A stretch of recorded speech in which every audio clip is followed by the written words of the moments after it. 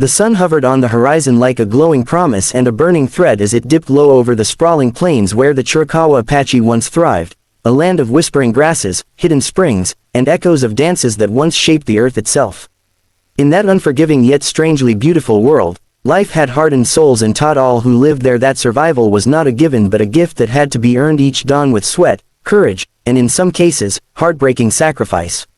It was into that harsh breath of wind and endless golden landscape that Lakota and Nayeli were cast out, two sisters bound not only by blood but by shared resilience, laughter in childhood, and now by the deepest sorrow their tribe could imagine, the loss of their husbands.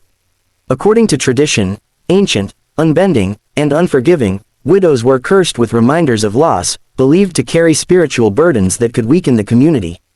So the elders, in their rigid interpretation of old rites, declared Lakota and Nayeli no longer part of the tribe. They were urged, pushed, and finally forced to walk away at the break of morning, their belongings tied on sticks, the dust of their homeland clinging to every step they took toward an uncertain future. There was no warmth left in their eyes for the place of their birth, no echoes of the songs they had danced as girls, only a hollow ache in the relentless question, how does one face the world when hope has been taken by those she trusted most?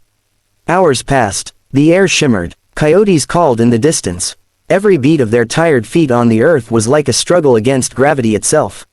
They walked without speaking, each thought too heavy to voice. Their pain was not just their own, it was the burden of every woman who had loved and lost, every daughter who had watched the world change without warning.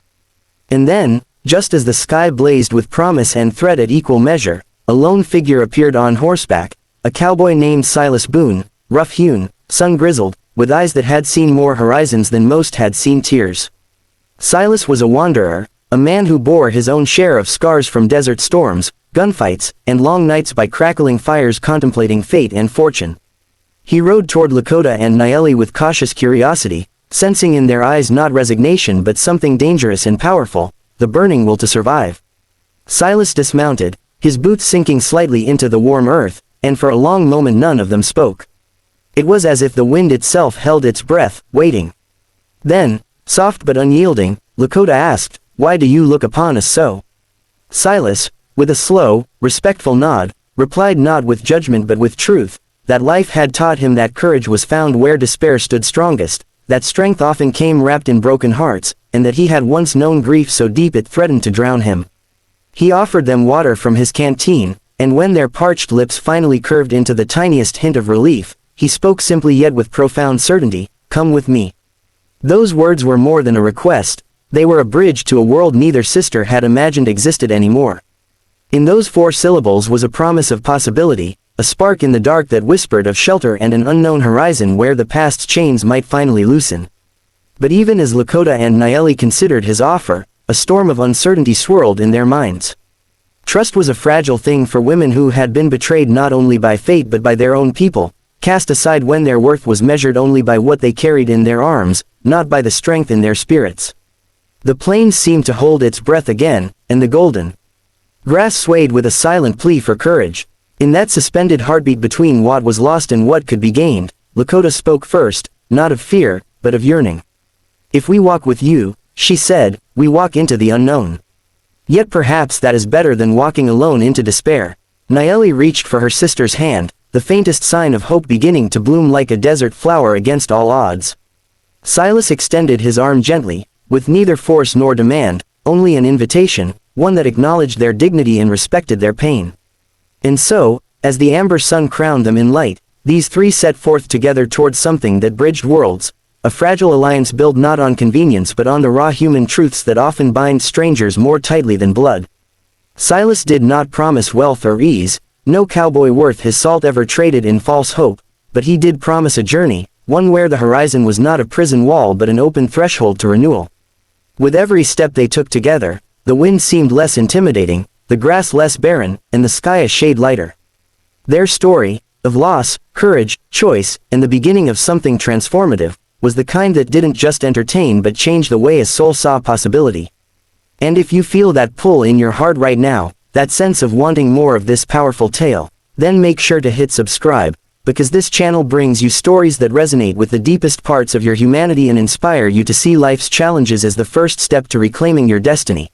As the seasons shifted and the land softened from harsh sun to cooler winds, the true weight of what Lakota and Nayeli had endured began to settle not as pain, but as wisdom, for survival had taught them lessons no ceremony ever could, that strength is not granted by approval, that identity is not owned by tradition, and that love does not vanish with loss but changes form, and in the quiet rhythm of daily life, they discovered something unexpected. Peace, not the absence of hardship, but the confidence to face it without fear. Silas watched this evolution with quiet respect, never interfering, never claiming credit, understanding that some journeys must be walked without guidance to truly be owned, and one night, as the fire crackled low and the sky stretched endlessly above them, Lakota spoke of a dream she once had as a girl, of leading others who had been silenced, of building a place where grief was not shameful but honored, and Nayeli added that healing was not only for the body but for the soul, that wounds unseen were often the deepest, and in that moment Silas realized their exile had not been an ending but a calling, one that would ripple far beyond the borders of any tribe or town.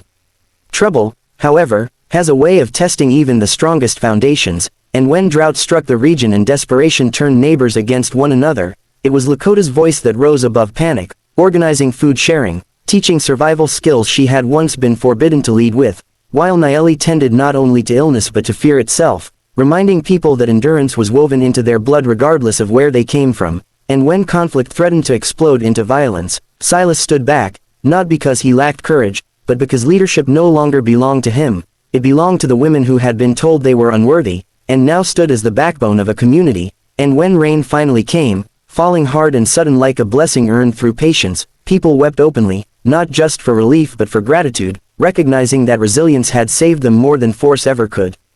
Word spread farther than any of them expected, carried by travelers and traders, of two Apache women who had turned exile into empowerment, of a settlement where people were judged not by their past but by their actions, and slowly, quietly, others arrived, the discarded, the forgotten, the wounded, and Lakota welcomed them not as saviors but as equals, teaching them what she herself had learned the hardest way, that survival is strongest when shared. One evening, as the sun dipped low and painted the horizon gold, Nayeli asked Silas if he regretted the day he chose to stop and offer water to two women walking alone, and Silas, eyes fixed on the distance, answered honestly that it was the only moment in his life that ever felt truly right, because courage, he had learned, is not found in battles won, but in compassion given when it costs something.